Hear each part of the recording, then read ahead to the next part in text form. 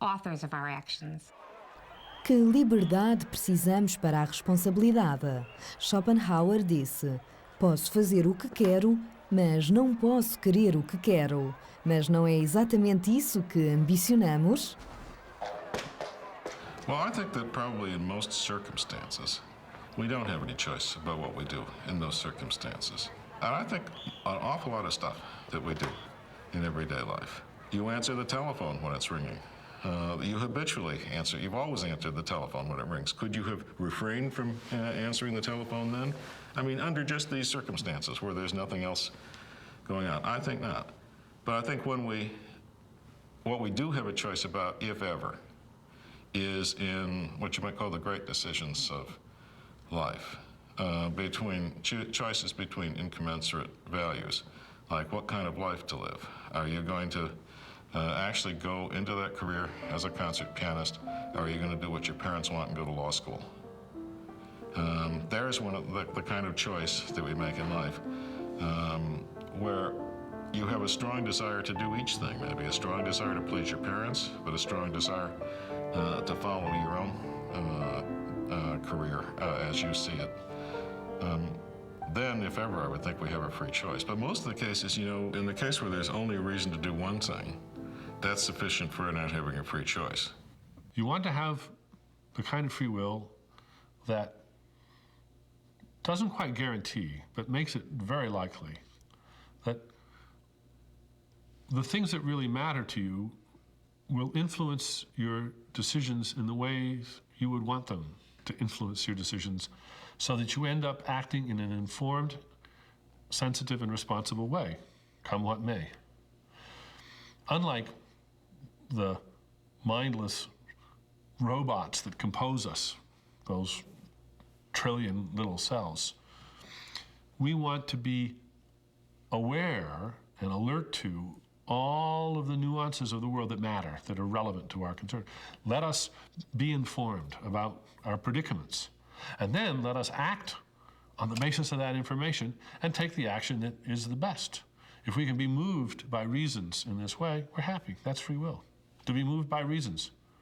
We don't really want the freedom to desire anything at all. For example, if we're the only person on the shore and there's a child drowning, 10 feet away from us, there isn't more than one option of what it would be reasonable to do. And in that case, the desire to nonetheless do something totally contrary to reason is not a desire for a kind of freedom that's valuable, or a kind of freedom that would actually increase our responsibility. Damos valor ao livre-arbítrio porque acreditamos na importância da responsabilidade.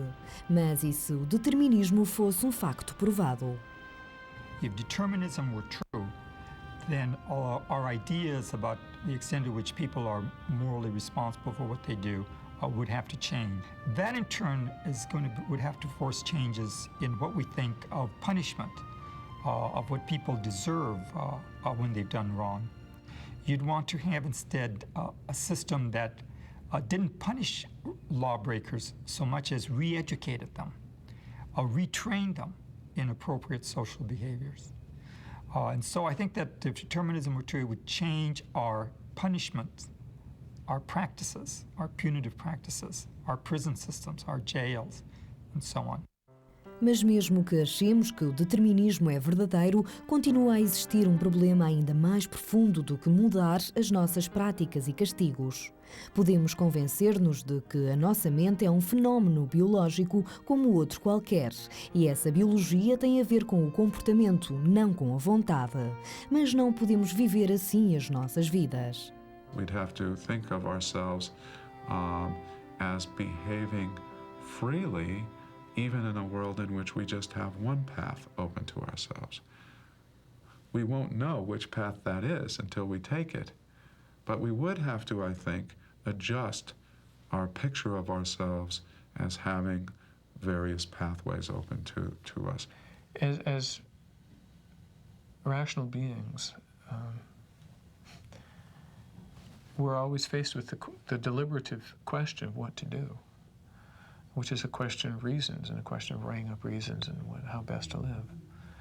And the knowledge that something called determinism is true couldn't possibly impinge on that point of view to make that irrelevant. You'd still have to decide and deliberate from that point of view, unless you just laid down and died or something like that. You can't think away your own freedom. And just think what it's like to try to make it through the day. You go into a restaurant and they confront you with a menu. Now you can't say, well, look, I'm a determinist. I'll just wait and see what I order. Or, que sera, sera. I'll just wait and see what happens. You have to make up your mind. There's a gap between what I believe and what I desire and what I actually choose. Because given my beliefs and desires, it's not enough. I can't sit back and wait for the choice to happen. I've actually got to haul off and do it. Now, it's that gap, the gap between the reasons we have for doing something and are actually doing something, that's where free will lives. You have to act, and this is the way Kant put it, you have to act on the presupposition of freedom.